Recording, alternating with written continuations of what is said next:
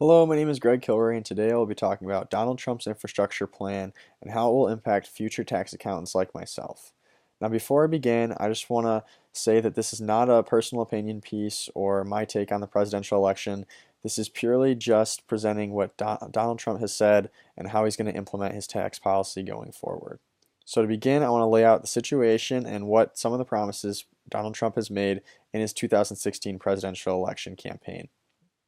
So, a majority of Donald Trump's policy revolved around putting America first and really focusing on blue collar and middle class work and quote unquote putting America back to work.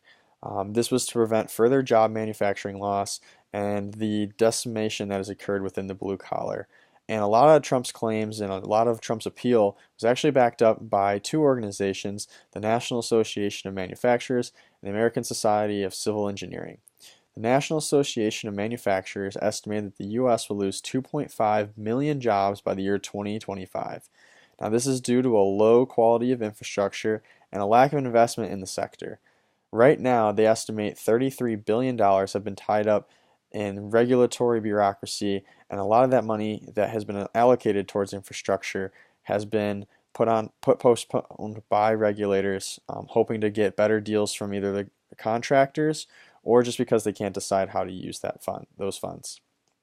And the American Society of Civil Engineers recently gave the U.S. a D+ rating for their infrastructure, citing that roads, bridges, and some of the schools that we have aren't up to building code or par for what we used to have here in the U.S. It was a lot of this frustration revolving around infrastructure that Donald Trump used to launch himself into the White House. Now, the plan that Donald Trump proposed revolves around three main points. The largest portion of it, the largest point is he plans to offer $8 billion in infrastructure credits to businesses or private investors through equities and bonds. He hasn't really been specific, but this funding would then go towards infrastructure and the rebuilding of America. And the second point here is he wants to put time limits on regulators, forcing bureaucracies, as we mentioned in the slide before, to make decisions faster and allocate those funds properly so they're not just waiting idly for some decision to be made. And then the third and final point of his plan, he wants to work with energy and infrastructure contractors to ensure valid deals that the U.S. government will get to then use to fund the infrastructure the infrastructure rebuilding that's going to occur. Now, how does Trump's infrastructure plan impact accounting? So according to Yahoo Finance, 167 of the $1 trillion investment would be revolved around equity. Now, equity means that you're going to have some kind of ownership, whether it be stocks or bonds, being issued to private individuals who could then purchase these in order to help finance the debt. But 167 billion out of 1 trillion is kind of a small number, so the majority of this plan is actually going to be funded through tax credits and in dealings with private and public companies that want to undertake this in order to defer payment to the U.S. government. So now I'm going to talk about what a tax credit is and how companies are going to use them in the future. So a tax credit is any amount of money that you use to offset a tax liability. It's probably, in this case, going to take the form of a tax asset, which will then be reported onto the balance sheet below, and it'll offset the liability you pay at the end of every year when you have an earnings report. So, as you see here, this is the tax section of a company's earnings report. So a company will go through all of its financial functions, and at the end you're going to get an earnings before income tax calculation.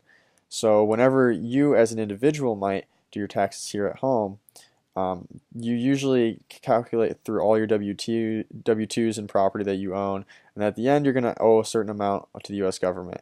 And companies operate on the same principle. So here on this balance sheet you can see that you have deferred income to be paid for taxes, and you have tax assets. Now this first section here is where the tax credit could show up, or it could be deferred income tax asset down here. We haven't really gotten a clear inclination from the president-elect or his incoming team as to how they're going to implement this for companies going forward. But it'll probably show up in these two sections, and like I said, it will offset the liability that you owe to the U.S. government in the future. So there are a couple companies interested. Right now, the two main sectors where we think we'll see this is in the infrastructure and energy sector. Two big names being thrown out right now are Caterpillar and John Deere.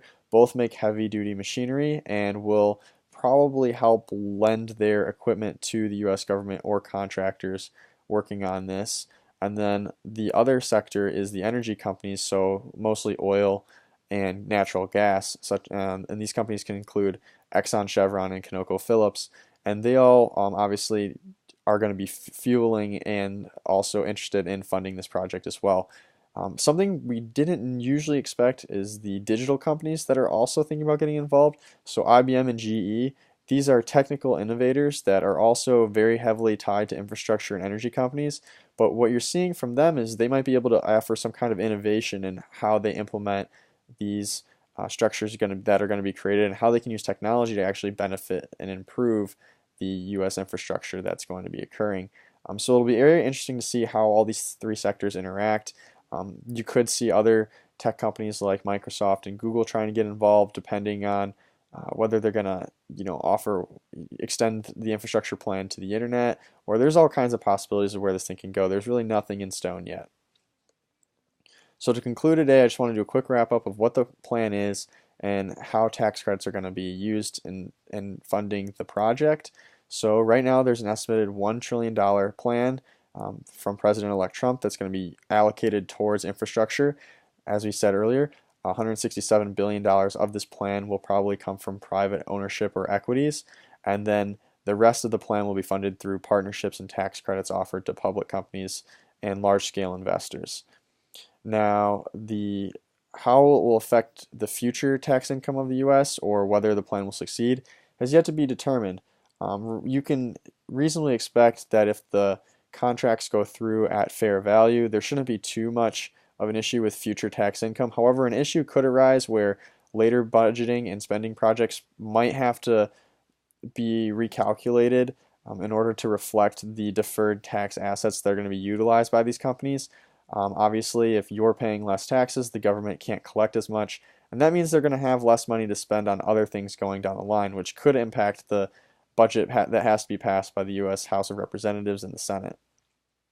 Now, as I said, we don't know the overall success of the plan. It will really be determined in the coming year or two as to how Donald Trump and his team are gonna implement this.